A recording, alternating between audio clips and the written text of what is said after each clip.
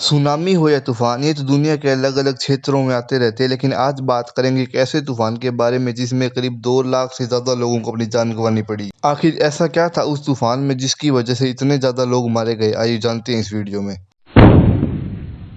ये बात है 26 दिसंबर 2004 की। इस दिन इंडोनेशिया के उत्तरी भाग में स्थित एहे के पास में रिक्टर पैमाने पर 9.1 तीव्रता का भूकंप आया था और उस भूकंप के बाद इंडियन ओशन के अंदर इतनी तेज सुनामी उठी जिसने कि भारत सहित करीब 14 देशों में भारी तबाही मचाई थी। लेकिन उस सुनामी से सबसे ज्यादा नुकसान इंडोनेशिया, दक्षिण भारत, श्रीलंका, मालदीव और थाईलैंड को हुआ था। और इस सुनामी में इतने ज़्यादा लोगों के मारे जाने का पहला कारण तो ये था कि उस समय में सुनामी वगैरह के आने से पहले ही पता चल जाए, ऐसी कोई टेक्नोलॉजी नहीं थी। 26 दिसंबर यानी कि साल के कुछ आखिरी दिन, और उस दिन लोग नए साल का जश्न वगैरह मनाने के लिए समुद्र के किनारे पर गए हुए थे, जो कि उनका मौत का कारण बना था। 9.1 तीव्रता वाले भूकंप के बाद समुद्र में 65 फीट की ऊंचाई जितनी लहरें उठ रही थी। और इस सुनामी के बाद अगर आप केवल भारत की बात करें तो भारत में करीब 12,405 लोगों की मौत हुई थी, जबकि 3,874 लोग लापता हो गए थे और इसी सुनामी से करीब 12,000 करोड़ रुपए का नुकसान भी हुआ था। मौत के आंकड़े की बात की जाए तो खाली तमिलनाडु से ही 8,000 लोग मारे गए थे और अंडमान निकोबार में 3,515 मौतें हुई थी।